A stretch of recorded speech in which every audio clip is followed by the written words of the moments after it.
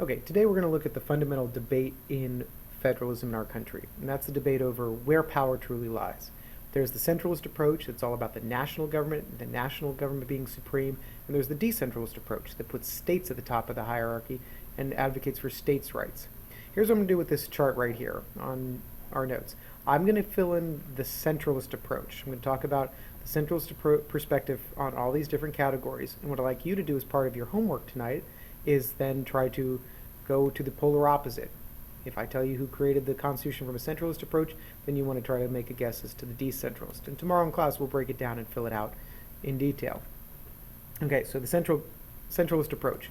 In terms of who created the Constitution, it is we the people. The people created the Constitution. So if you look to that, it's the people, not the states, that created the Constitution.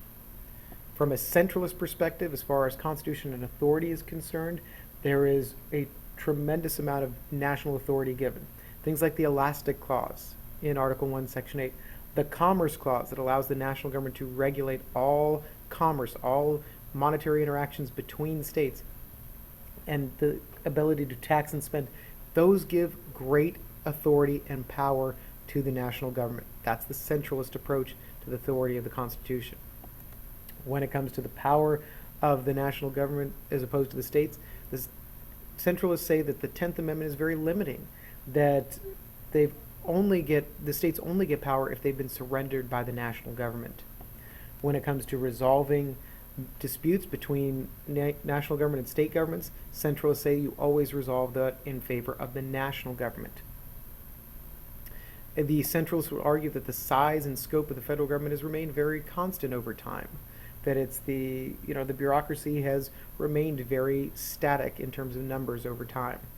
In terms of relationships of states to the people, centralists would argue that it's the states who have been the ones who have persecuted their people over time, that have violated people's basic rights.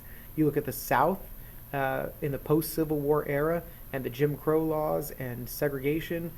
Those are the things that were done by state governments, not the national governments. Now, followers.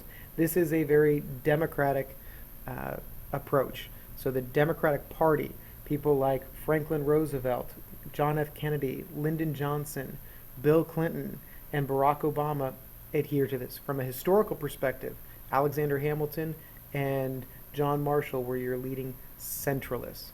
So again, your task now, looking at that list, can you theorize on the polar opposite and what a decentralist might think on these categories? Now I want to move on to a historic court case where nationalism really took hold as the dominant idea in our country. It's the court case of McCulloch versus Maryland. What you had here was Maryland attempted to tax a branch of the Bank of the United States of America.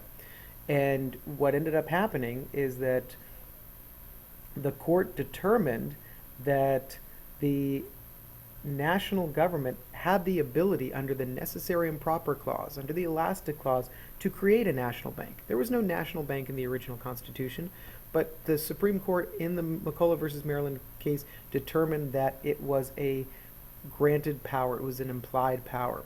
That was part one of the decision. Part two of the decision was that the power to tax is the power to destroy, and since the states cannot destroy the national government, it is reflective of the national supremacy. So McCulloch versus Maryland, very important for establishing implied powers and for determining that the national government is supreme.